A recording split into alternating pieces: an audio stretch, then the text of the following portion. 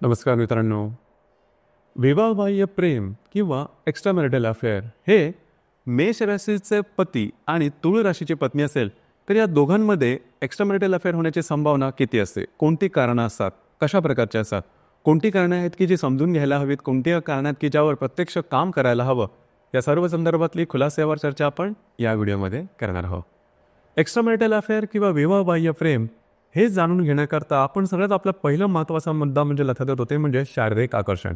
म्हणजे शारीरिक आकर्षण हा सगळ्यात महत्त्वाचा मुद्दा आहे आणि त्याद्वारेच एक्स्ट्रामॅरिटल अफेअरमध्ये मानला जातो अशी आपली समजूत असते. परंतु हा जो भाव आहे किंवा ही जी समजूत आहे ही संपूर्णपणे खरी अजिबात नाही. या व्यतिरिक्त सुद्धा काही कारण आहेत की ज्यावरती प्रामुख्याने विचार करायला हवा की ती जी कारणं आहेत ती समजून घ्यायला हवीत. मुळात दोघांचं जे संपूर्ण व्यक्तिमत्व आहे किंवा विवाहाच्या प्रती यांच्या अपेक्षा काय आहेत हे जाणून घेतलं तर अर्थातच एक्स्ट्रामॅरिटल अफेअर होणार नाही.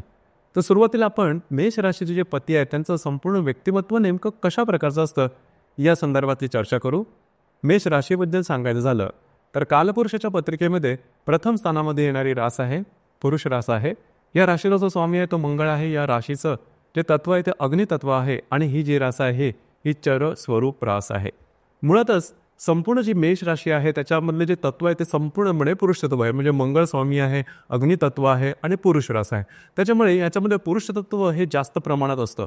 म्हणूनच मेष राशी जर का एखाद्या पुरुषाची असेल तर त्याच्यामध्ये जे पुरुष तत्व आहे ते दुप्पटीने असतं. अर्थात पुरुष तत्व म्हणजे काय की तुमच्यामध्ये जबरदस्त जोर किंवा जबरदस्त एनर्जी आणि ऊर्जेचा हा भाव असतो. तो जबरदस्त कुठलंही काम करायचं तर त्याच्यामध्ये एक वेगळ्याच प्रकारची गती असते. जरी निर्णय घ्यायचा तरी झटपट निर्णय घेतील, आधी निर्णय घेतील मग विचार करतील. शारीरिक ॲक्टिव्हिटीसुद्धा यांच्यामध्ये खूप जास्त दिसून येते. कॉन्फिडन्स किंवा आत्मविश्वास हा जबरदस्त दिसून येतो.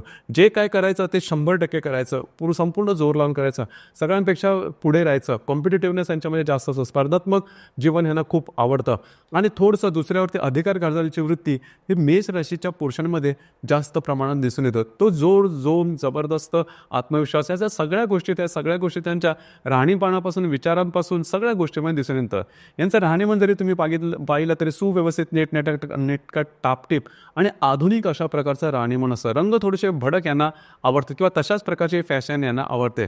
बोलणं सुद्धा साधारण तसंच असतं. जे काय असेल ते बिनधास्तपणे बोलतील. समोरच्याला काय वाटेल, त्याला चांगलं वाटेल, वाईट वाटेल तर दुखावलं जाईल किंवा काय हे यांची ती तमा करत नाही. जे काय असेल सत्य बोलतील, जे काय असेल ते हृदयात असतील ते ओठांवर बोलतील. परंतु होतं काय की त्यामुळे वैयक्तिक नातेसंबंधांना धक्का लागू शकतो. ही गोष्ट तेवढीच महत्त्वाची आहे. यांना नेहमी असंच वाटतं की मला जे वाटतं ते मी बोलतो, परंतु त्यामुळे तुमच्या नातेसंबंधावर त्याचा खूप खोल इफेक्ट होतो किंवा परिणाम होतो. ही गोष्ट जाणून घेणं फार महत्त्वाचं आहे. अर्थात यामुळे तुम्ही मेष राशीच्या व्यक्तीला सहजपणे जाणू शकता कारण त्यांच्यामध्ये ट्रान्सपरन्सी खूप असते, पारदर्शकता ही भरपूर असते आणि म्हणूनच या ज्या व्यक्ती त्या ट्रस्टवर्दी असू शकतात. जिद्द, चिकाटी, महत्त्वाकांक्षा हा जो भाग आहे हा भाग मेष राशींच्या पुरुषांमध्ये जबरदस्त दिसून येते. एखादी गोष्ट जर का त्यांना पसंत पडली तर ते संपूर्ण डेडिकेशननी ती गोष्ट करतील. यांनी एखादा शब्द दिला तर तो पूर्ण करून दाखवतील. एखादी गोष्ट करायची यांनी मनात ठरवली तर येणं केनं प्रकारेनं कुठल्याही परिस्थितीमध्ये ती गोष्ट करायचीच. हा भाग किंवा ही जी जिद्द आहे किंवा ही जी महत्त्वाकांक्षा आहे ती मेष राशीच्या पुरुषांमध्ये अतिशय चांगल्या प्रकारे दिसून येते. कार्य करण्याची जी वृत्ती आहे ती सुद्धा जबरदस्त दिसून येते.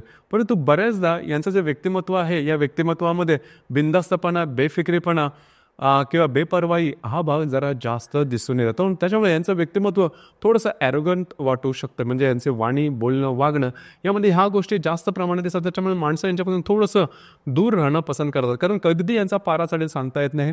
आणि सगळ्यात महत्त्वाचं म्हणजे यांचा एकदा पारा चढला की त्या स्थितीमध्ये अगदी टोकाची वगैरे भूमिका घेऊन टाकतील आणि त्यामुळेच बऱ्याच गोष्टी यांच्यासाठी कॉम्प्लिकेटेड होतात, खास करून त्यांच्या वैयक्तिक नातेसंबंधामध्ये. अर्थात या गोष्टीवरती लक्ष देणं गरजेचं राहील. दुसरी महत्त्वाची गोष्ट म्हणजे अधिभोक्ती सुखांची जबरदस्त आवड असते. भोगप्रधान ह्या व्यक्ती असं म्हणजे ज्या काही भोगवट्याच्या वस्तू आहेत त्या आपण भोगाव्या, त्याचा उपभोग घ्यावा असं त्यांना कायम वाटतं आणि त्याकरता जबरदस्त मेहनत वगैरे सुद्धा करण्याची तयारी असते. तो हा जो भाग मेष राशीच्या व्यक्तींमध्ये बऱ्याच वेळा दिसून येतो. त्यांच्या वागण्या बोलण्यात किंवा एकंदरीत त्यांच्या व्यक्तिमत्वामध्ये विचारांपेक्षा त्यांची आवड जी आहे ती महत्त्वाची ठरते आणि आपली जी आवड आहे ही पूर्ण करण्याकरता वाटेल ते प्रयत्न करण्याची जी मनशा आहे की जी इच्छा आहे ती मेष राशींच्या पुरुषांमध्ये जबरदस्त दिसून येते. अर्थात मेष राशीमध्ये एकूण 3 नक्षत्र येतात: अश्विनी, भरणी आणि कृतिका. पैकी अश्विनी नक्षत्राचे जे पुरुष असतात किंवा ज्या व्यक्ती असतात या एकदम ॲक्टिव्ह असतात. कुठलं पण काम करायचं नेहमी तुम्हाला त्या कामात दिसेल. कुठल्या ना कुठल्या तरी गोष्टी, जरी ते शांत बसलेले असतील तर डोक्यामध्ये कुठल्या ना कुठल्या गोष्टी चालू असतात. एखादं काम घेतलं तरी झटपट पूर्ण करायचं, आधी पूर्ण काम करायचं नंतर आराम करायचा, हा भाग अश्विनी नक्षत्राच्या पुरुषांमध्ये खूप जास्त दिसून येतो. स्पर्धात्मक जीवन यांना जास्त प्रमाणात आवडतं. नंबर 1 वर राहायला यांना आवडतं. लीडरशिप क्वालिटीज यांच्यामध्ये भरपूर असतात. थांबणं, वाट बघणं, विचार करणं, हा जो भाग आहे भाग अश्विनी नक्षत्रांच्या पुरुषांमध्ये दिसून येत नाही. नेहमी पुढे राहणं हा भाग असतो. आणि महत्त्वाचं म्हणजे यांना अधिभौतिक सुखाची सुद्धा आवड असते. म्हणजे ज्याला इमोशन्स वगैरे म्हणतात, हा भाग थोडासा यांच्यामध्ये थोडा कमी दिसू शकेल. भरणी नक्षत्राचे जे पुरुष असतात त्यांच्यामध्ये सुद्धा जो कष्ट करण्याची जी सवय असते ती खूप चांगली असते, तो भाग चांगला असतो. परंतु यांच्या स्वभावाचा कधीकधी अंदाज लागत नाही. कारण कधीकधी या ज्या ह्या नक्षत्राच्या ज्या व्यक्ती आहेत किंवा पुरुष आहेत भरणी नक्षत्राचे, त्यांच्यामध्ये कधीकधी ते कामाला लागले तर दिवसभर काम करतील, 24 तास काम करतील. परंतु एकदा आराम सुरू झाला की कित्येक दिवस आळसातच बसून करतील. तर हा जो भाग आहे हा भाग भरणी नक्षत्राच्या पुरुषामध्ये जास्त दिसून येतो. व्यसनीपणा किंवा व्यसनाकडे सुद्धा त्यांची ओढ लवकर लागू शकते. ही गोष्ट यांच्याकडे म्हणजे स्वप्न फार मोठी असतात, ते पूर्ण करण्याची ताकदसुद्धा असते. पण त्याच्यासाठी लागणारी जी तडफ आहे किंवा जी चिकाटी आहे ती बऱ्याच वेळा थोडी कमी ही या नक्षत्रामध्ये दिसून येते, भरणी नक्षत्रामध्ये दिसून येते. तर त्यावर थोडंसं काम करणं गरजेचं राहील. कृत्तिका नक्षत्र हे थोडंसं विशेष आहे. कृत्तिका नक्षत्राचं पहिलं चरण किंवा एक चरण हे मेष राशीमध्ये दिसून येते. आणि हे मेष राशीचा जो तिखटपणा आहे, तो तेज तर्रापणा आहे, तो मूलतः कृत्तिका नक्षत्रामध्ये बऱ्याच प्रमाणात जास्त दिसून येतो. स्वतंत्रप्रिय असं नक्षत्र आहे. स्वतःच्या हिमतीवर, स्वतःच्या बलबुत्यावर ते पुढे जाणार आहे. कुणाचाही मदत सहसा हे पसंत करत नाही, स्वतःच्या हिमतीने पुढे जाणार आहे. आणि ह्यांच्यामध्ये ॲरोगन्ससुद्धा जास्त असतो. जे काय असेल ते बिनधास्तपणे बोलतील, कुणालाही घाबरणार नाही, कुठल्या व्यक्तीला ना कुठल्या परिस्थितीला. आपल्या मनात येणारं जे काम आहे ते जबरदस्त जिद्द आणि तडफेने पूर्ण करण्याची जी वृत्ती आहे कृत्तिका नक्षत्रामध्ये बऱ्याच प्रमाणात दिसून येतो. परंतु वैयक्तिक नातेसंबंध सांभाळण्यात हे नक्षत्र थोडंसं अपयशी होऊ शकतं. या गोष्टी थोडंसं लक्ष द्या. ॲडजस्ट वगैरे करणं हे कृत्तिका नक्षत्राच्या जे पुरुष असतात त्यांच्या मॅच्यामध्ये एकंदरीत त्यांना ते जमत नाही. थोडंसा अशा प्रकारचा स्वभाव असल्यामुळे वैयक्तिक नातेसंबंधात त्रास होण्याची शक्यता जास्त प्रमाणात दिसून येत आहे. आतापर्यंत तुम्हाला समजलं असेल की मेष राशीचे जे पुरुष आहेत त्यांचं व्यक्तिमत्व कसं असतं. याचप्रमाणे मेष राशीचे पुरुष एकत्रित सांगायचं झालं तर साधारणतः यांना कामजीवनाची जी भावना असते ती सुद्धा यांच्यामध्ये थोडीशी हेल्दी दिसून येते. आता आपण चर्चा करू की तुळ राशीची जी स्त्री आहे त्यांचं संपूर्ण व्यक्तिमत्व नेमकं कशा प्रकारचं असतं. तुळ राशीबद्दल सांगायचं झालं तर कालपुरुषाच्या पत्रिकेमध्ये 7व्या स्थानात येणारी ही रास आहे, पुरुष रास आहे. या राशीचा जो स्वामी आहे तो शुक्र आहे. या राशीचं जे तत्व आहे ते वायू तत्व आहे आणि ही जी रास आहे ही चर स्वरूप रास आहे. सगळ्यात पहिली आणि महत्त्वाची गोष्ट जी की तुळ राशीच्या स्त्रीमध्ये दिसून येते ते म्हणजे त्यांचं राहणीमान. त्यांचं संपूर्ण व्यक्तिमत्व हे अतिशय बॅलन्स असतं. म्हणजे पूर्णपणे बॅलन्स व्यक्तिमत्व हे म्हणजे त्यांच्या राहणीमानापासून, वागण्या बोलण्यापासून किंवा जीवनाकडे बघण्याचा दृष्टिकोन हा संपूर्णपणे बॅलन्स्ड असतो. ही गोष्ट तुळ राशीच्या स्त्रीमध्ये खूप चांगली असते. यांचं राहणीमान सुव्यवस्थित, नीटनेटकं, टापटीप असतं. फॅशन करायच्या प्रती त्यांची आवडसुद्धा खूप चांगली आहे. सोबर फॅशन करणं यांना पसंत असतं. म्हणजे यांचं जे फॅशन कशा प्रकारे कॅरी करायचे हा भाग तुळ राशीच्या स्त्रियांना अतिशय चांगल्या प्रकारे ठाऊक असतो. आणि त्याचबरोबर त्यांचं बोलणंसुद्धा खूप चांगलं असतं, मार्दव असतो बोलण्यामध्ये. महत्त्वाचं म्हणजे समोरच्याबरोबर कसं बोलायचं, किती बोलायचं, कुठे थांबायचं, कशा प्रकारे बोलायचं, हा जो भाग आहे हा भाग मूलतः तुळ राशीच्या स्त्रियांना अतिशय चांगल्या प्रकारेच ठाऊक असतो. या राशीच्या स्त्रियांचं जे बौद्धिक असतं ते सुद्धा चांगलं असतं. आकलनशक्ती, ग्रहणशक्ती अतिशय चांगली असते. म्हणजे एखाद्या व्यक्तीवर ज्यावेळेस संवाद साधतात त्यावेळेस त्या व्यक्तीच्या लेवलपर्यंत जातं, पातळीपर्यंत जाऊन बोलायचं. म्हणजे कधी समोरचा व्यक्ती कधी बौद्धिकदृष्ट्या थोडासा कमी असतो तरीसुद्धा त्याला ते न जाणवू देता त्याचा रिस्पेक्ट ठेवणं, स्वतःचा सेल्फ रिस्पेक्ट राहणं, या बाबतीमध्ये तुळ राशीच्या स्त्री अतिशय हुशार असतात. त्यांच्यासाठी स्वतःचा सेल्फ रिस्पेक्ट, आत्मसन्मान अतिशय महत्त्वाचा असतो आणि ही गोष्ट त्यांच्यासाठी फार महत्त्वाची असते. दुसरी महत्त्वाची गोष्ट म्हणजे नृत्य, नाट्य, कला, चित्रपट यांची आवडसुद्धा या राशीच्या स्त्रियांमध्ये खूपच चांगल्या प्रकारे दिसून येते. कुठल्या ना कुठल्या प्रकारची आवड किंवा त्या संदर्भातली माहिती किंवा त्या संदर्भातली जाण ही तुळ राशीच्या स्त्रियांना अतिशय चांगल्या प्रकारचे असे ॲक्टिव्ह असतात. त्याचप्रमाणे कुठल्याही प्रकारची ते कामं अतिशय व्यवस्थितपणे करत असताना ते शारीरिक मेहनतीचे असतील किंवा बौद्धिक मेहनतीची अतिशय व्यवस्थितपणे करते. स्वतःचा आब राखणारे ही जी संपूर्ण रास आहे स्वतःचा आब राखणारी अशी ही रास आहे. समोरच्याला सुद्धा तेवढाच रिस्पेक्ट देणारी रास आहे. स्वतःच्या करिअरमध्ये सुद्धा या राशीच्या स्त्रिया त्या अतिशय पुढे जाऊ शकतात. आता मूलतः तुळ राशीमध्ये एकंदरीत 3 नक्षत्र येतात, चित्रा, स्वाती आणि विशाखा. पैकी चित्रा नक्षत्राच्या ज्या स्त्रिया असतात त्या भरपूर ॲक्टिव्ह असतात. दुसरी महत्त्वाची गोष्ट म्हणजे त्यांचं सौंदर्य अतिशय चांगलं असतं, त्यांचं व्यक्तिमत्व अतिशय चांगलं असतं. परंतु जो तिखटपणा आहे हा यांच्या व्यक्तिमत्वात तुम्हाला दिसून येतो. मग तो वाणीमध्ये असेल किंवा एकंदरीत संपूर्ण व्यक्तिमत्वामध्ये सुद्धा तो दिसून येतो. पण निर्णय क्षमता खूप चांगली असेल आणि बौद्धिक अतिशय उत्तम असतं. दुसरे जे नक्षत्र आहे ते म्हणजे स्वाती. तुळ राशीचा जो बौद्धिक जी गोष्ट आहे ती स्वाती नक्षत्र तुम्हाला अतिशय चांगल्या प्रकारे दिसून येईल. आकलनशक्ती, ग्रहणशक्ती खूप चांगल्या प्रकारची असते, इंटरॅक्शन खूप चांगल्या प्रकारचे असतात आणि स्वतःच्या मर्यादेमध्ये चालणारं असं हे नक्षत्र आहे. तिसरं जे नक्षत्र आहे ते म्हणजे विशाखा. विशाखा नक्षत्राचे पहिले जे 3 चरण आहेत हे साधारणतः तुळ राशीमध्ये दिसून येतात. तर विशाखा नक्षत्र थोडंसं तिखट आहे आणि यांच्या वागण्या बोलण्यामध्ये थोडंसं ॲरोगसी ज्याला आपण म्हणतो ती गोष्ट थोडीशी दिसू शकते. तिथे थोडंसं काम करणं गरजेचं आहे. मात्र कार्यकर्तृत्वपणाची जी भावना असते ती विशाखा नक्षत्राच्या स्त्रियांमध्ये अतिशय चांगल्या प्रकारची दिसून येते. तर एकंदरीत तुम्हाला समजलं असेल की तुळ राशीच्या ज्या स्त्रिया असतात यांचं संपूर्ण व्यक्तिमत्व नेमकं कशा प्रकारचं असतं. जसे आपण चर्चा करतो आहोत की मेष राशीचे पुरुष आणि तुळ राशीची स्त्री जी आहे ही एक्स्ट्रा मॅरिटल अफेअरमध्ये कुठल्या परिस्थितीत येऊ शकते. याकरता सगळ्यात महत्त्वाची गोष्ट म्हणजे दोघांची सुद्धा भावनात्मकदृष्ट्या इन्व्हॉल्वमेंट होणं अतिशय गरजेचं आहे. लक्षात घ्या, बऱ्याच वेळेस पती पत्नी हे शरीराने जवळ असतात परंतु मनाने जवळ येत नाही. तर मनाने, हृदयाने किंवा भावनाने जवळीक साधणं, एकमेकाच्या हृदयापर्यंत पोहोचणं हा भाग अत्यंत महत्त्वाचा आहे. हा भाग सगळ्यात महत्त्वाचा आहे. लक्षात घ्या, आपण एक्स्ट्रा मॅरिटल अफेअरमध्ये फक्त आणि फक्त शारीरिक आकर्षण हा भाग म्हणतो परंतु तो पूर्णपणे सत्य नाही. जर का तुमची मानसिक इन्व्हॉल्वमेंट चांगली असेल, जर का तुम्ही भावनात्मकदृष्ट्या जवळ आलेला असाल तर अर्थातच गोष्टी तुमच्यासाठी खूपच सोप्या होऊन जातील.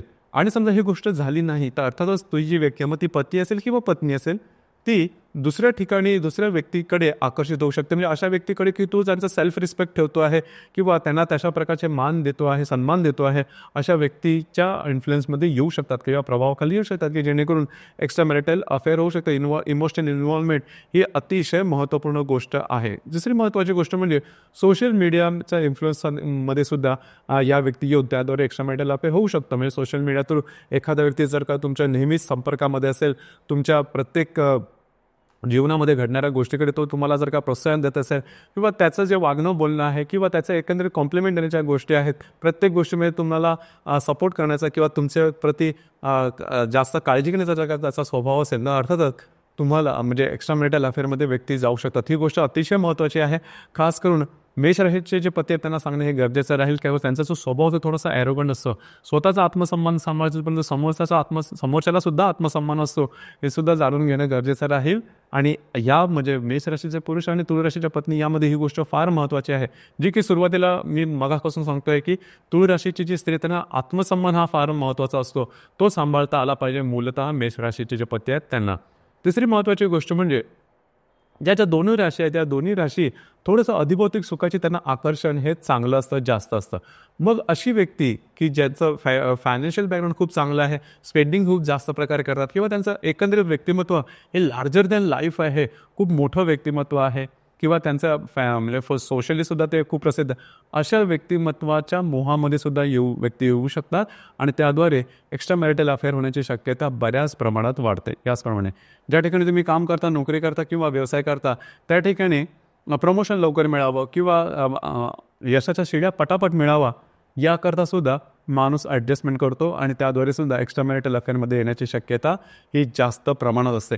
लक्षात घ्या, या दोन्ही राशीमध्ये शारीरिक आकर्षणाच्या कारणामुळे एक्स्ट्रा मॅरिटल अफेअर होणं थोडंसं कमी असतं, कारण दोघांचंही शारीरिक आकर्षणाच्या संदर्भातले ज्या गोष्टी आहेत त्या हेल्दी असतात. म्हणजे कामभावना हे दोघांमध्ये पण फार चांगली आहे. त्याच्यामुळे फक्त आणि फक्त शारीरिक आकर्षणामुळे एक्स्ट्रा मॅरिटल अफेअरमध्ये हे पती पत्नी येणं हे बऱ्याच प्रमाणात कठीण बनून बसतं. नॉर्मली आपण तोच विचार करतो की हेच कारण असतं शारीरिक आकर्षण म्हणतो ते या दोन्ही राशीमध्ये मूलतः तुम्हाला सापडणार नाही.